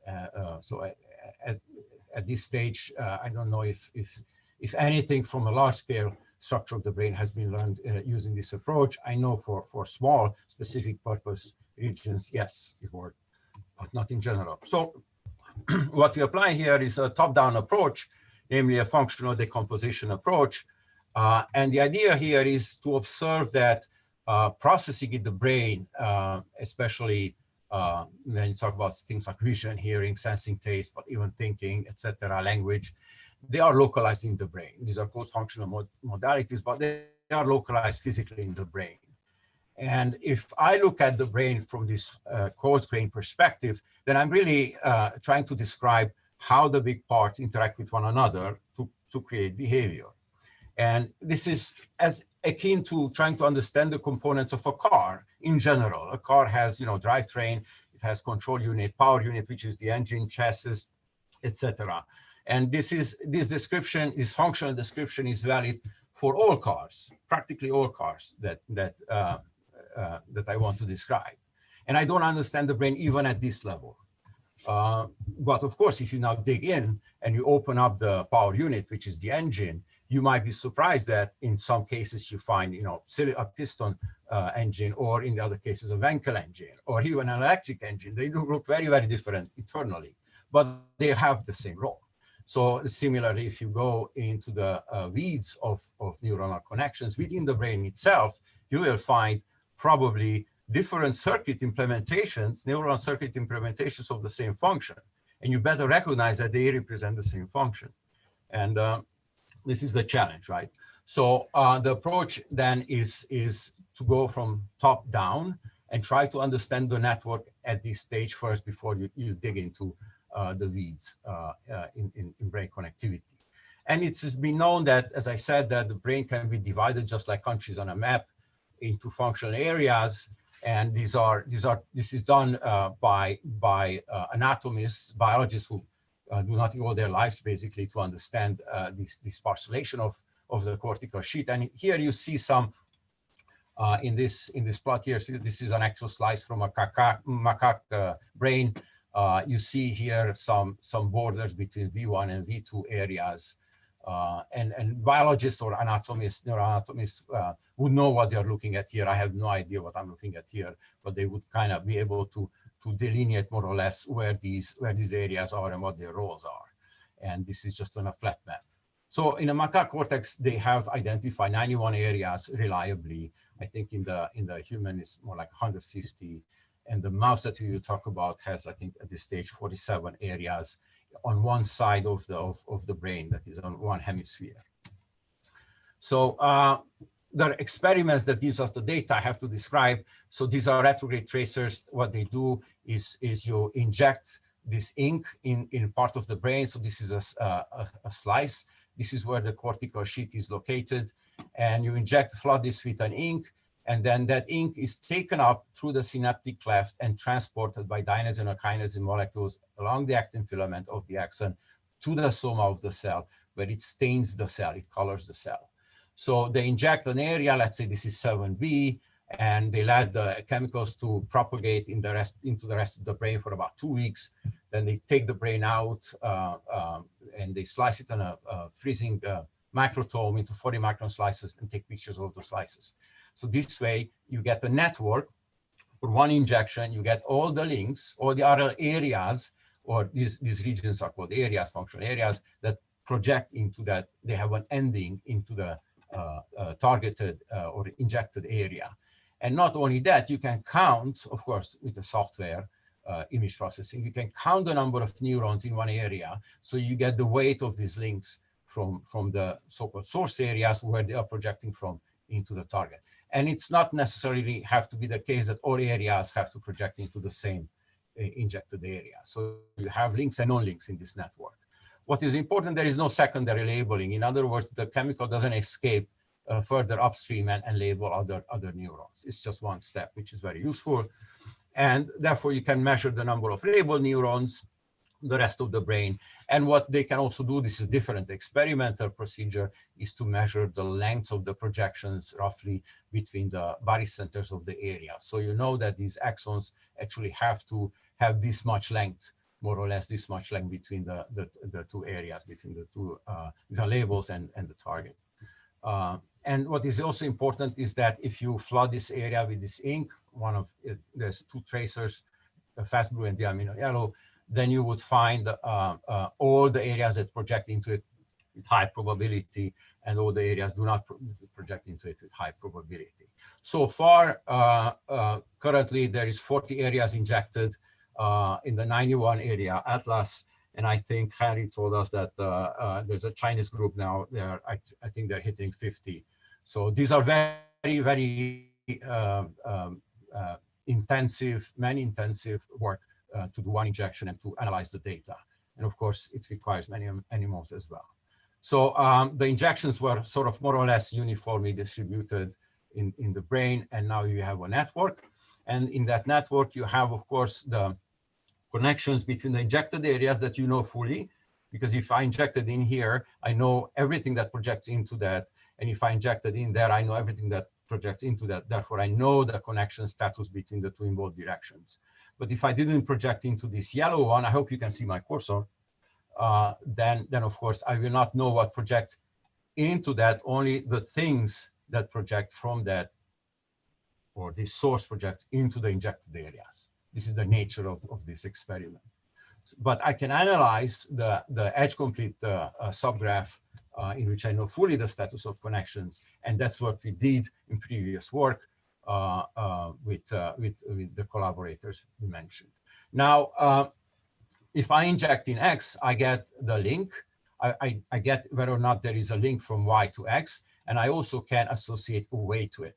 And the weight is the thing that has a good signal-to-noise ratio is the fraction of labeled neurons in that external region Y to the total number of labels that you found externally. So if you plot that ratio as function of areas, here is just, there are 3 injections, V1, V2, V4. These are the different areas in the brain. Biologists give them some names, which just they understand how. But anyway, these are unique names. So if you arrange them by V1, then you see that you have a pretty good signal-to-noise ratio in these fractions. This is across many animals, and these are the error bars. And you also see that these weights vary over almost 6 orders of magnitude, varies over 5 orders of magnitude. So this sort of heterogeneity is actually a signature of functional organization, as we have seen in network science. So I have the nodes and their links between them. They are directed, and their weights. The weights are coming from experiments. So if you plot this has only 29 injections at the stage when this was made, was only 29, the status of the injections. But if you do the 40, it's even more hairier than this one. So they plotted this network, our biologist friends, and they were looking at it. This was roughly around 2008, 2009. And then they went, now what? So you're looking at this network, and it's a mess. Then what are you looking at? What is this useful for? So maybe we are looking at it in the wrong way, right? This is what we thought, is that we are looking at maybe in the wrong way. You should be looking at this way. Maybe there is some sort of regularity or architectural invariant in this messy data. It's just not represented in the proper way. That's easier said than done. However, almost serendipitously, we figured out a rule that this network obeys, and then sort of the whole thing unravels from there. So again, this is a weighted directed spatial embedded network, which is kind of like the nastiest you can think of in network science. It is very dense. 66% of the connections that could be there are there. In the mouse is 97%. So these are very dense networks. And of course, in this case, the weight distribution is very important, which obeys log normal distribution in both species. So the question is, can I sort of understand this circuitry? Is there some sort of simple generative mechanism that allows me to generate networks with similar statistical properties as the one that I measure from the data?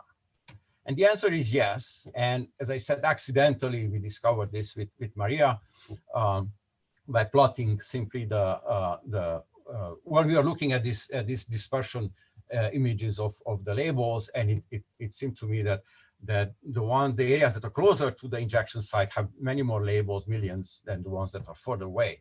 So we decided to look at how these counts behave with distance. And turns out they obey a fairly good exponential decay, which is called now exponential distance rule in the literature with some decay rate.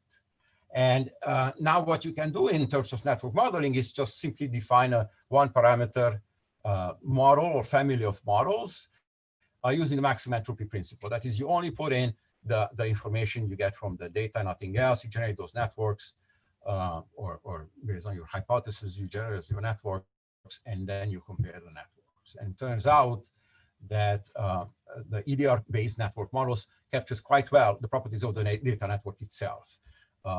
Degree distributions, weight distributions, motives distributions, eigenvalue distributions, etc. And these are kind of reported in several papers that we've been publishing related to this, and these are on the macaque, and then later I'll show some related to the mouse, which is just now. So in the case of the mouse, I have here as well the EDR holds in the mouse as well. There are some original efforts which turned out to be kind of wrong. The data that they generated are not very useful because they use anterograde track tracing, and that causes some difficulties in interpretation. So this was redone by Andreas Burkhardt group at WSL using retrograde tracers, and that's the paper that we published about that. And then later, some of the data that uses the ON-zinc that was reliable, and some of the earlier Henry Kennedy's injection data on the mouse were summarized by a paper by the first author, Szabolcs, Horváth et al. in PLOS Biology, where it shows clearly that you have also an EDR rule appearing in the brain of the mouse as well.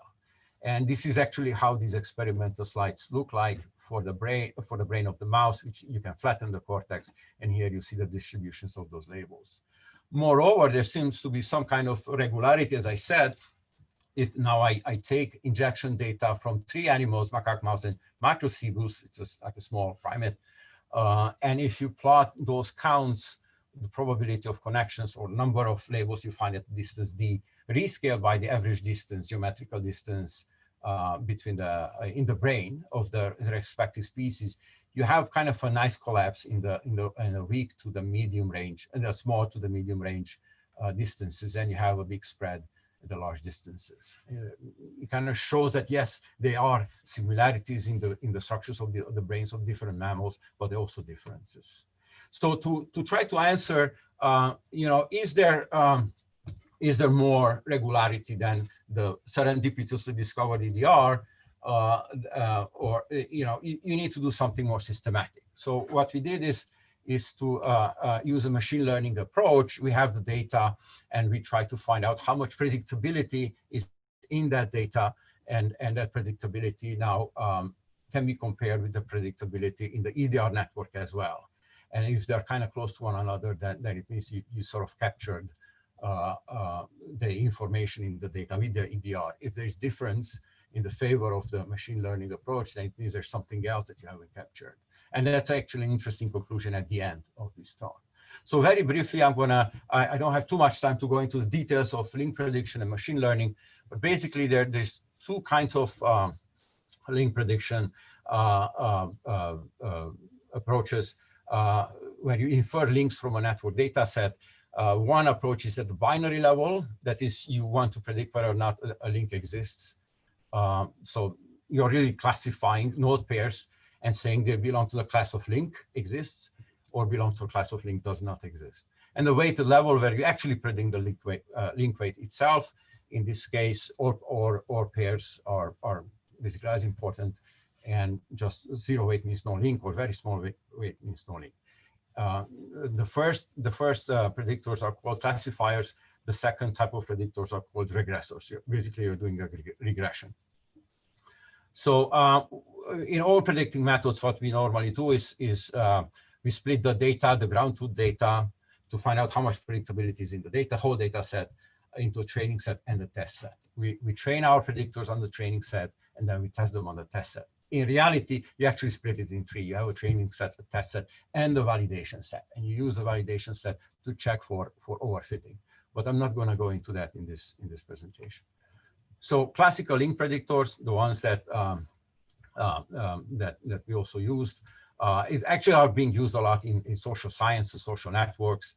They are based on some kind of predefined model. What they do, they generate a score for every order pair, and then they use a threshold. This is really like a probability. It just tells you the probability of U and V being connected by a directed link. Based on some kind of formula, you believe it's important for that network. This is the big predefined model. And I'll show you the list of formulas you can use, or people use in social networks. The other approach is much more adaptive, is the machine learning predictor based, which is, of course, is used anywhere. And what you do, you don't impose a predefined model, you don't impose your thinking on the network data, but you have the predictor learn in a supervised fashion using the ground truth. For example, in a network where you have, let's say, if you use a deep neural network or a multi-layer perceptron network to learn, then what you're doing, you are adjusting the weights, maybe using some kind of backpropagation type algorithm until the ground truth is recovered with high probability based on what you input. And then you say that now you can test this on the test set. So and to evaluate performance, what as I said, you can now do this in whichever way it's called the k-fold method, or the other one is Monte Carlo. They're very similar. The k-fold, you split the data into k parts, you train on k-1 parts and use one part for testing, and then you shuffle, you iterate this through all the parts, which one is for testing, which one is for training, and then you average over different splits as well. So that's the result, and that's how you generate your output. Now, in binary classification, this is kind of important for performance metrics. When you're looking at your decision, right? Is this the image of a cancerous tissue or not, right? So you have true positive. Of course, you have false positives, you have false negatives, and true negatives. And their meanings are kind of natural. And this is called the confusion matrix. And now from this confusion matrix, you can infer or introduce several measures or metrics that tells you about the true positive rate. That's the fraction of true positive when you compare it to true positive and the false negatives, the total positives, right? Versus the false positive rate. And then when you do that, well, as I said, in classical link prediction methods, what you have is a threshold. Now, how do you set the threshold? Well, you don't set it. You change your threshold, and based on that threshold, you make the predictions. And in each case, you calculate these false positives, false negatives, true positive, true negatives, and you generate these two rates: the true positive rate and the false positive rate. And clearly, what you want in your prediction is to have very small false positive rate and very high true positive rate. This would be a perfect prediction.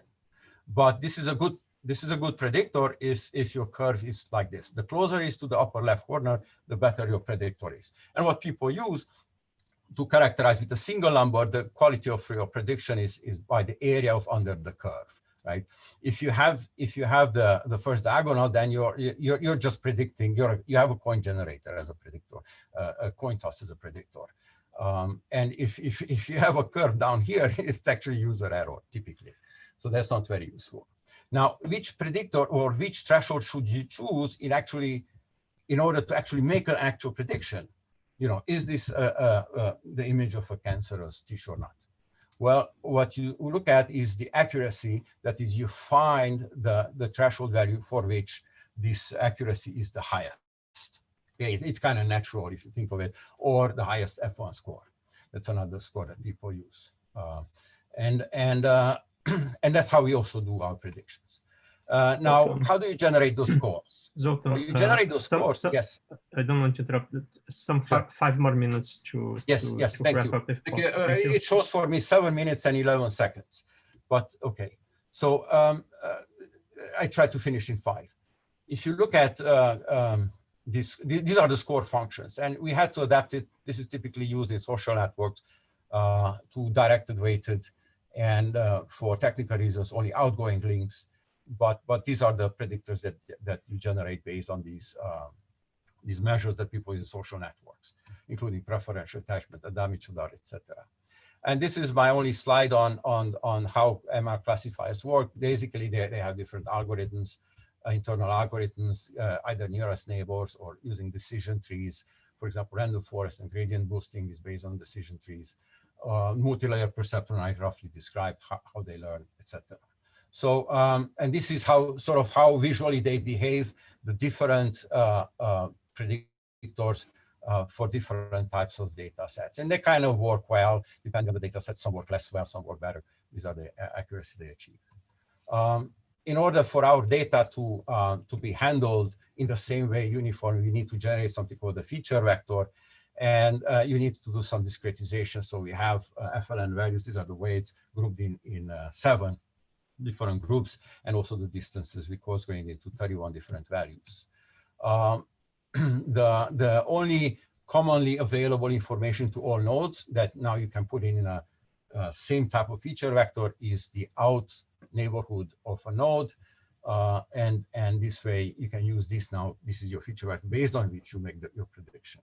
And the feature vector, we tried many things, but the best predictors or best predictions are made if you have full information. That is the known links, the FLN values, the weights, and the distances between all pairs of nodes. If you include these in your feature vector, then your predictions work the best.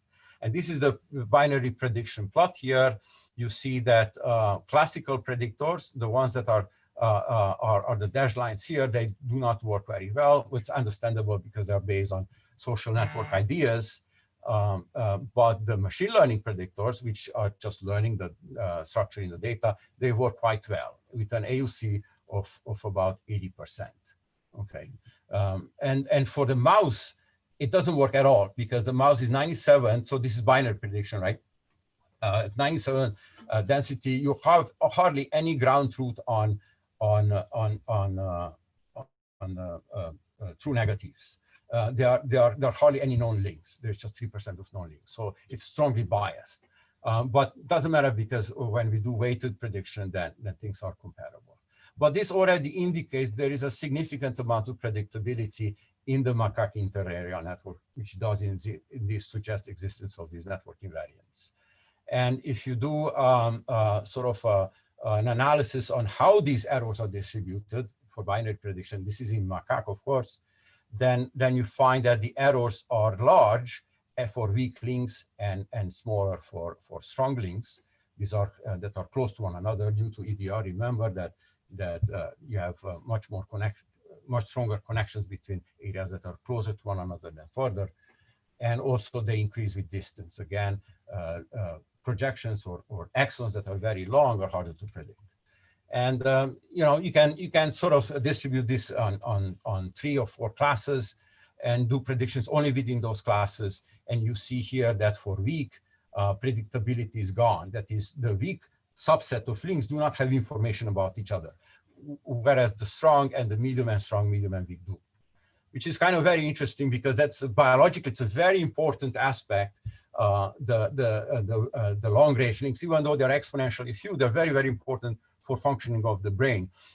In patients that went through an accident and they got brain damage, those that have many long range links damage in the brain, they do not come out of coma, they stay vegetative. Others, they can't come out of coma. Or if you have some kind of genetic disorder or autism disorder, they're also associated with connectivity, less connectivity in long range links. Alzheimer is the same thing. There, of course, you lose connectivity over different scales as well. And schizophrenia is also this connection type syndrome, or at least people now have been believing to be the case for a while now. And then, of course, if you do weighted prediction, I'm just going to tell you the overall conclusion. There's no need to go into these details. This is now weighted, so you use regressors. Basically, there is no ROC here because these are binary, true positive, false positive, etc. as binary notions. So you just predict the weight and you compare it in absolute value to the actual weight. And if you want a relative value, just divide by the true value. So you can see here, these are relative. So they're comparable between the two animals. This is mouse and this is the macaque. In the mouse, predictability is much easier. Maybe this is some experiment arrows here, much easier than in the macaque. It's easier to predict the mouse cortex than the macaque cortex. And here as well, if you compare the two species, again, weak links are not predictable in either of the species. Weak links, which are long ring links are not predictable in either species. Strong and medium links in both species are much more predictable. And these are just the numbers showing that you can predict twice as good or 1.5 times as good, depending on how you analyze it, the links in the mouse and in the macaque. And if you compare the data with the EDR model predictability, let's say at the binary level, what you find is that you just, so ADR model, I am controlling everything. I'm generating the network with my model itself. There is no mystery here. This is just rule-based. Of course, it has stochastic part. It's 86% or an AUC of 0.86, and these are 0.81, 0.82, which means there's just a little bit more in the EDR model, or if you will, there's more noise in the RTT data. So the EDR model kind of captures the predictability, at least in the macaque, equally well. I cannot do the same comparison for the mouse, but because I don't have ROC for weighted comparisons, but I can do other things. So this is sort of the conclusion for today's talk, is that basically there seems to be some common architectural invariants and mechanisms, therefore, in the brain. And there's also probably some common algorithms for processing information in the brain. That's also supported by those sensory substitution experiments themselves, and of course these analyses as well. So I think we are far from understanding how the brain is wired, but these sort of analysis show that there is some kind of predictability, and this some kind of rule or some rule-based structure in those networks. And it would be interesting to look at subgraphs or circuitry prediction, sub-circuitry prediction, and many other things. What other types of data would you need to predict the cortical network? We cannot predict at all the weak long-range links, which are very important for functioning. How, based on what do they depend? How can you understand those? Those, I think, are very, very important questions. And there's other kinds of data, like, let's say, functional or dynamic data, fMRI data. How do you integrate with this kind of anatomical data in order to maybe create a meaningful description of the dynamics to the interarea network or of the functioning of the brain at this large-scale level? And with that, I will stop, and thank you so much for your attention. Thank you, Zoltán. Very good and interesting talk. Questions? Thank you. Comments? Yes. Let me open the chat. Hey, Ginestra. Oh, that's not you. Somebody is asking a question. Zoltán, let me ask you a question while Sure. others warm up. Yes. I want to go back to, it's a pedestrian question compared to what you did, but nevertheless, the brain has to deal with lots of constraints, including the fact that it's in 3 dimensions and things are folded somehow to fit in that space. And going back to the very first example you gave in your talk of the chessboard, aside from these statistical characterizations, that is what you are doing, and of course is the most meaningful thing to do, is there a second layer of correction, so to say, to the positioning of things in the brain that could help more in lines with your first example, would help from a layout perspective? Agree. Yes, there is, and there is a lot of work in this area when people talk about spatial location, collocation, how the brain locates itself in space. And even Samit Srinivasa, who was my postdoc, he was actually a Ginestra student, and now he went to industry. But in one of his work with Ilya Fete, they basically provided sort of a mechanism for how the brain maps, uses its own neuronal map to map it to the external stimulus or external information that it receives visually, and how it navigates it. So it's true, yes, absolutely correct. And this sort of analysis, it's not useful. What I did is from that point of view, because it just tells you about sort of overall shape of the data, sort of some global properties that are common to different parts of the brain, but also between different species. And what is interesting, that different species have different decay rates. And what is the meaning of that is not very clear, but you know, it does make the network itself look very different. Even though the statistical properties can be modeled with the same single parameter model, but it does make the networks themselves look different between mouse and macaque. And one interesting thing you mentioned, how would you apply it to human? Yes. Right. So you're absolutely right. We just don't know how to do this at the higher resolution. One thing that you mentioned in passing was the importance of long-range links, including in disease conditions. And those are precisely the ones that cause the brain network to deviate from being Euclidean, because those are not just correlated with distance anymore. So it's a very interesting thing from that perspective. So questions and comments from others? You can unmute your mic if you want to ask a question, please.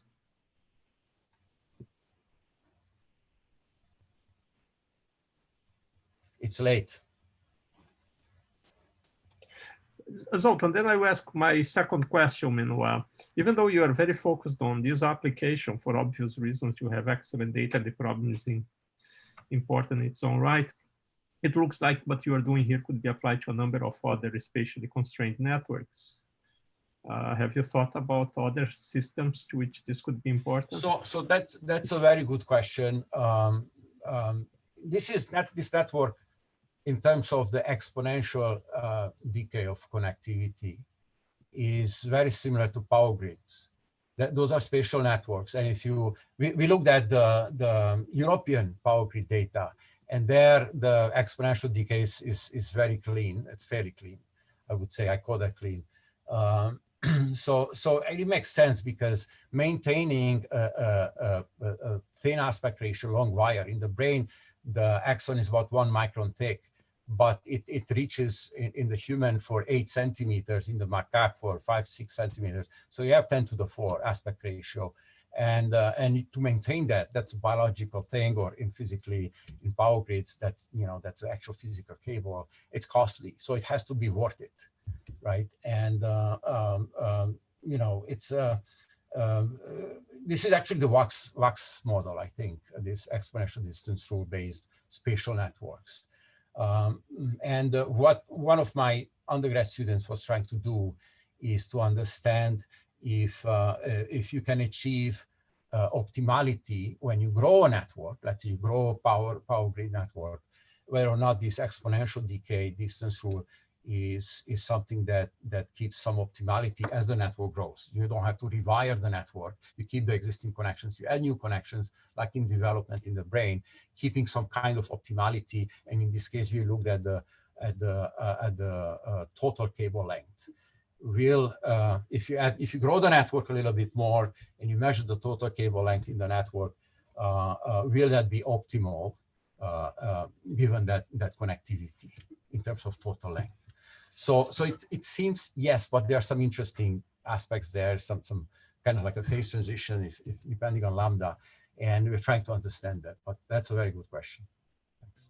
No, it's a good point, especially the machine learning aspect of this, since you can do it in a way that is more free of models and assumptions. I think we could ask whether there are other questions.